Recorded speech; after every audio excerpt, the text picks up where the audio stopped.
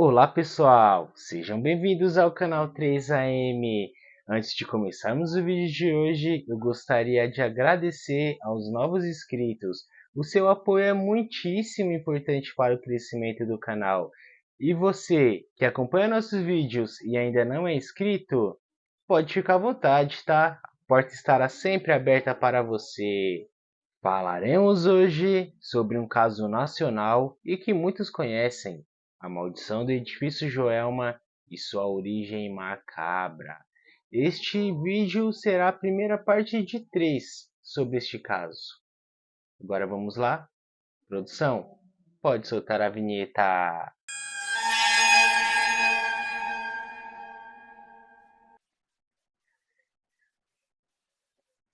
Em 1948, Paulo Ferreira de Camargo tinha apenas 26 anos e era um químico recém-formado na Universidade de São Paulo, a USP, onde também trabalhava como professor auxiliar. A residência dele, no casarão de número 104, ficava na rua de Santo Antônio, no centro de São Paulo. Com ele morava sua mãe, Benedita Ferreira de Camargo, de 56 anos, e suas irmãs, Maria Antonieta Camargo, de 23 anos, e Cordélia Camargo, de 19. Apesar do abalo emocional após a perda precoce do pai, a família ficou muito bem resguardada com a herança deixada por ele e que era gerida com vista grossa por Benedita Camargo. A mulher ficou responsável por levar a vida dos filhos em rédeas curtas, administrando as finanças para que eles sustentassem o mesmo padrão de vida imposto pela sociedade paulistana da época. Benedita contava apenas com os frutos que a formação, o trabalho e os novos contatos do filho mais velhos trariam para a família no quesito financeiro. Cordélia cursava filosofia em uma universidade e trabalhava como datilógrafa, mas o que ela ganhava sustentava apenas os seus caprichos, visto que o trabalho feminino não era considerado meio de renda naqueles tempos. Então tudo dependia do filho. Paulo já era tido por conhecidos e vizinhos como um rapaz excêntrico. Porém, nos últimos meses, ele tinha apresentado um comportamento atípico demais, até para os que conheciam bem. Os reitores da faculdade o repreenderam após ele ter sido reportado efetuando disparos com uma arma de fogo, enquanto estava sozinho em um laboratório. Quando questionado sobre a situação, Paulo alegou que se tratava de um experimento científico para avaliar os efeitos do atrito de materiais e elementos químicos que compõem a pólvora. Em adição a isso, o jovem fazia constantes questionamentos ao Dr. Hoffman, de quem era assistente, sobre a decomposição de cadáveres e melhores agentes químicos para corroê-los. A princípio, a maioria especulava que o moço fosse viciado em drogas, até que alguns aspectos de sua vida começaram a vir a público e atenuaram essa hipótese. Maria Antonieta acabou desenvolvendo um quadro agudo de esquizofrenia e todo o tratamento teve que ser bancado por Paulo, já que as despesas da família estavam escassas. Ele dobrou turnos, deu aulas particulares e cobriu outros amigos professores para conseguir ganhar mais. Foi mais ou menos nesse interim que ele começou a ter um romance com a enfermeira Isaltina Amaros, de 23 anos. Porém, para a decepção do jovem, a mulher não foi aceita pela sua família pelo simples fato de não ser mais virgem. Isso teria pesado ainda mais nas costas de Paulo. Porém, não o impediu de seguir o romance. Eles seguiram o romance às escondidas. Então, ele já havia se afastado drasticamente de seu circuito social e tinha pouca ou quase nenhuma interação direta com a sua família, que estava totalmente estremecida por conta da doença de Maria Antonieta e da possibilidade de Paulo envergonhar todos os familiares devido à relação que mantinha com a mulher que não era mais virgem.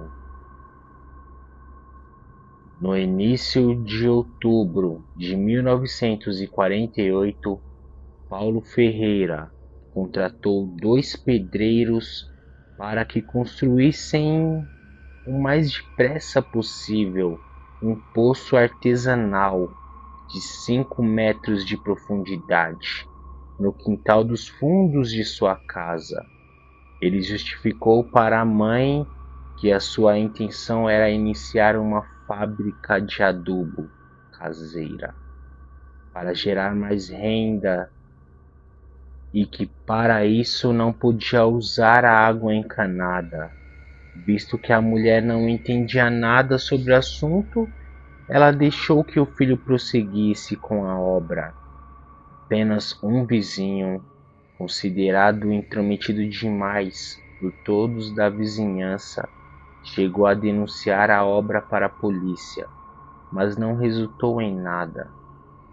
Por volta das 10 horas da manhã do dia 4 de outubro de 1948, Paulo Ferreira deu início à primeira parte de seu plano.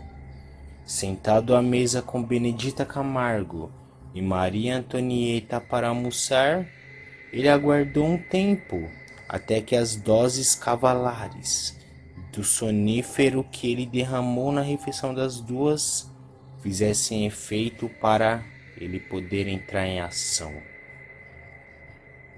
E quando isso aconteceu, Paulo executou as duas a tiros, encapuzou e lançou os 2 cadáveres para dentro do poço recém-construído. A segunda parte de seu plano aconteceu às meia-noite, logo depois que Cordélia chegou do trabalho e recebeu o mesmo destino que sua mãe e sua irmã. Feito isso, o jovem selou a boca do poço. No dia seguinte, o rapaz comunicou casualmente aos seus amigos de trabalho e alguns vizinhos que a família faria uma viagem a passeio ao Paraná. Nas 2 semanas seguintes, ninguém o viu em lugar nenhum. Assim que apareceu, Paulo Ferreira comunicou que eles haviam sofrido um acidente de carro próximo de Curitiba e que só ele tinha sobrevivido. Contudo, nenhum familiar foi informado do funeral das mulheres, tampouco por detalhes de como tudo havia acontecido.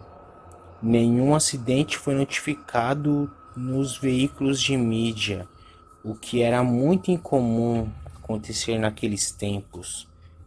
Fora isso, as pessoas perceberam que Paulo não demonstrava emoções quando se referiam à perda fatal da sua mãe e de suas irmãs, tanto que seguiu a sua vida normalmente, chegando até a assumir a sua namorada.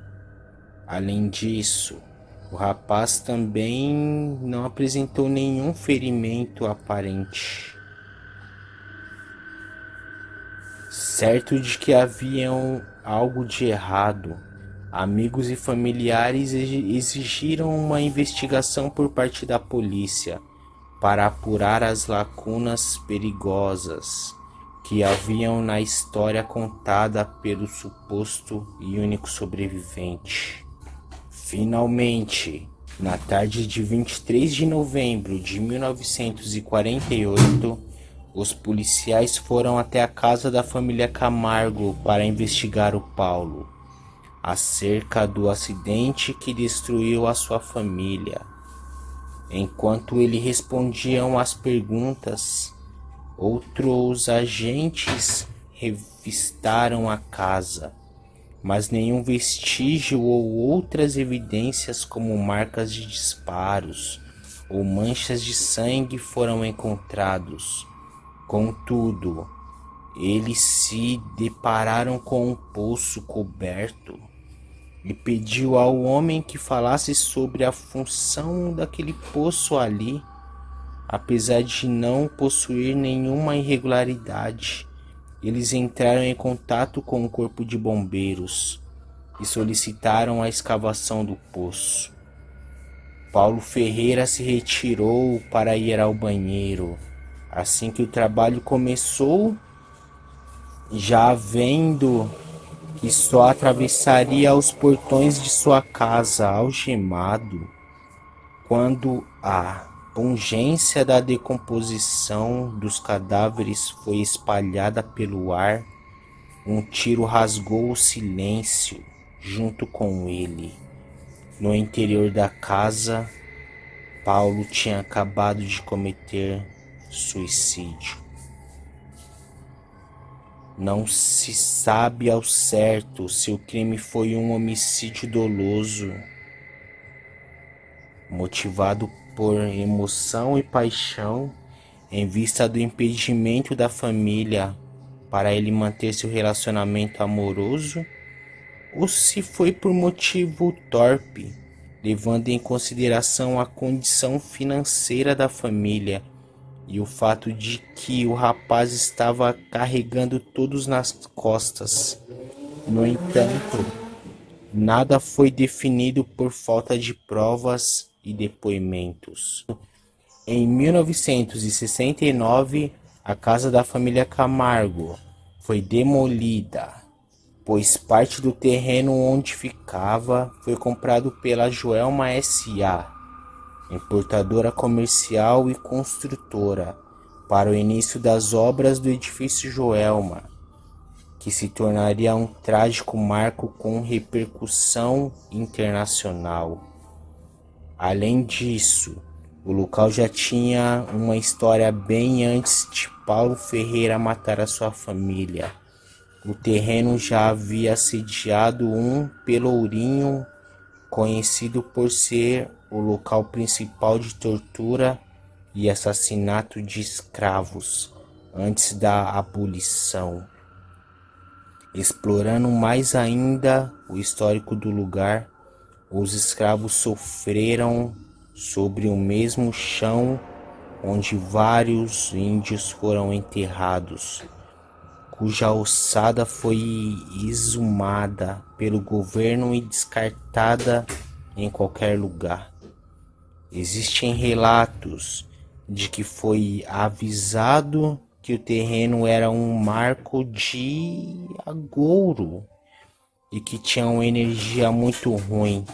Aparentemente, ninguém quis saber e seguiram com a casa e logo após com a construção do edifício Joelma.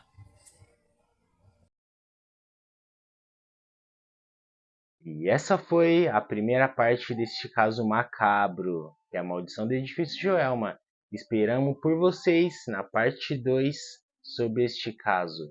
Já aproveitem e deixem o like, ativem o sininho, se inscrevam no canal e nos vemos no próximo vídeo.